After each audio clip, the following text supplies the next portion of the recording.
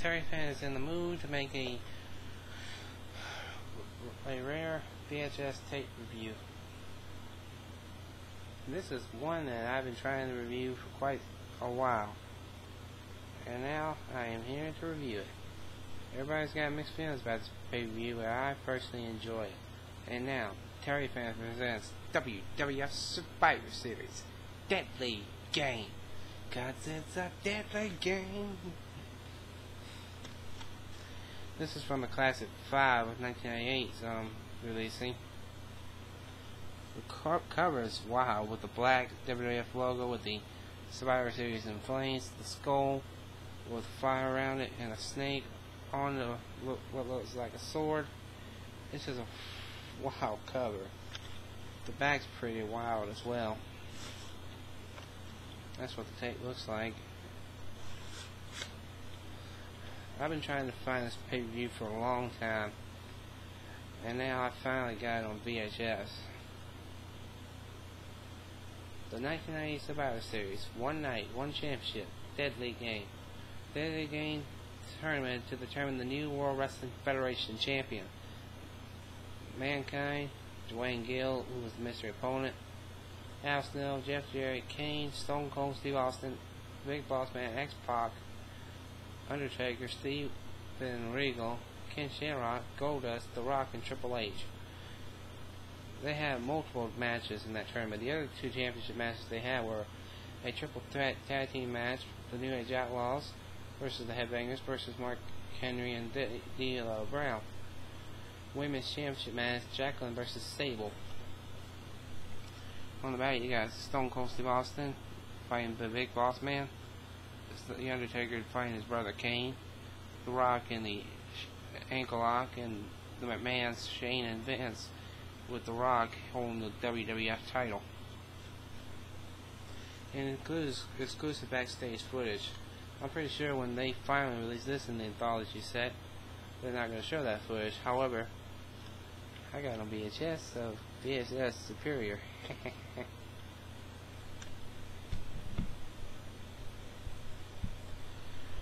Now, I recently watched a few of the fans' reviews on this pay-per-view,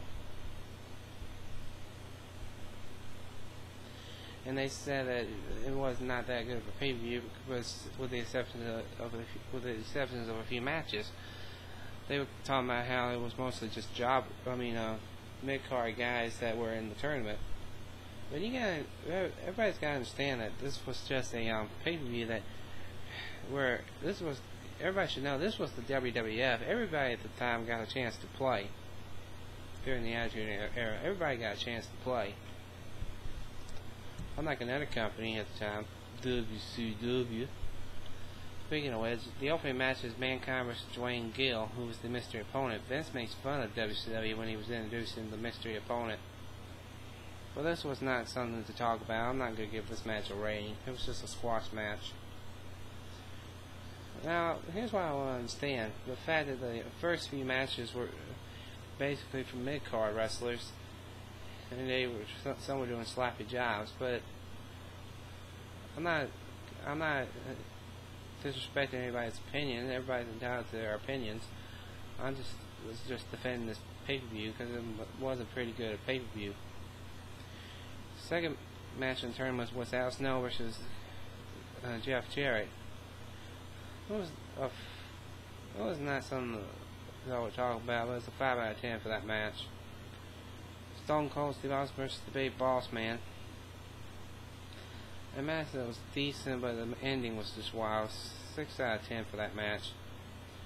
Now, I agree with some folks that the first round match, X-Pac versus Steven Regal, was actually the best match in the first round. I actually did enjoy that match. They worked a pretty solid match. A 7 out of 10 goes for that match. Vince at the end was disappointed. He goes, Austin gets a bye? Austin gets a bye? Austin gets a bye. And we got in another round, we got Ken Shamrock versus Goldust. This was something you probably would see on Raw, but it's not something to write home about, as many spin at one would say. But overall, 6 out of 10 for that match. Ken Shamrock was an underrated wrestler.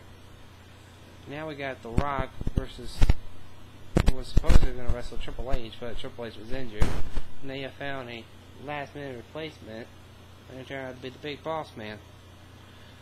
And The Rock just beat him in less than 4 seconds. Some claim it was 3 seconds, but just depends on what side of the coin you look at it from. Now comes probably my favorite match in the tournament, The Undertaker versus Kane. Actually, it is my favorite match in the tournament, because they always work great matches, in my opinion, back in the 90s.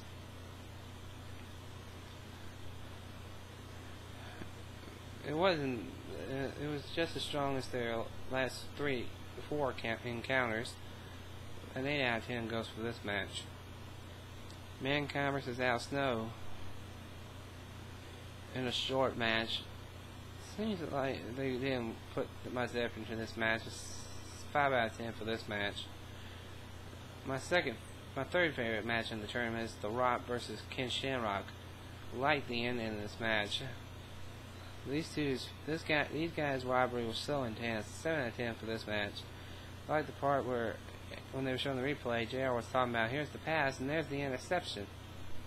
Now we got Sable versus Jacqueline for the World Wrestling Federation Women's Championship. Pretty good match. These two women were two great female wrestlers in the WWF at the time. Well, 7 out of 10 is for this match. Now we go on to my second favorite match in the tournament. It's probably the most controversial match in the tournament, other than the ending of the Undertaker's and Kane's match. We got